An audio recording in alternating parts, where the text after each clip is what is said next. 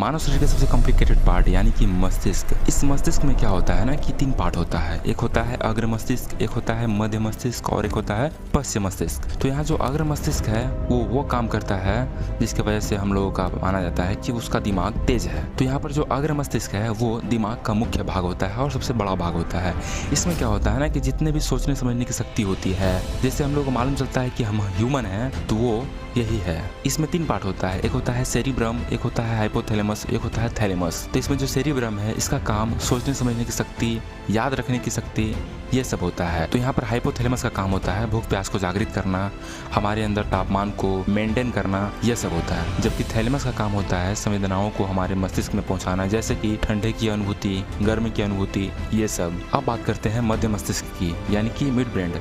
तो इसमें क्या होता है ना कि जितने भी हम लोग देखने सुनने वाला काम करते हैं वो कंट्रोल यहीं पर होता है यानी कि मध्य मस्तिष्क में। तो अब बात करते हैं पश्चिम मस्तिष्क की। तो पश्चिम मस्तिष्क में वैसे काम होते हैं जो हमारे होश हवास में नहीं होते हैं, यानी कि हमारे कंट्रोल में नहीं होते हैं, जैसे कि दिल का धड़कना, सांसें लेना, ये सब। तो इसमें कौन कौन से पार्ट होते हैं? तो इसमें पार्ट होता है सेरिबेलम, जिसका मुख्य कार्य होता है शरीर के संतुलन को बनाए रखना। इसमें जो मेडुला ऑब्लांगेटा है उसका मुख्य कार्य होता है सभी अनैच्छिक क्रियाओं को अंजाम देना, जैसे कि खांसी होना, छींकना, उल्टी होना, निगलना, ये सब। और इसमें जो पोन्स होता है, पोन्स का काम होता है सभी भागों को मस्तिष्क में जोड़ना। और इसमें जो मेडुला ऑब्लांगेटा है वो शरीर के विभिन्न भागों को भी मस्तिष्क से जोड़ देता है। और जैसे हम लोग बोलते हैं ना कि हमारे शरीर की क्रियात्मक और रचनात्मक इकाई कोशिका है, तो यहाँ पर मस्तिष्क एक अलग भाग होता है और ये काफ़ी कॉम्प्लिकेटेड होता है। तो इसको बनाने के लिए एक अलग इकाई का यूज किया जाता है, वो है न्यूरॉन्स।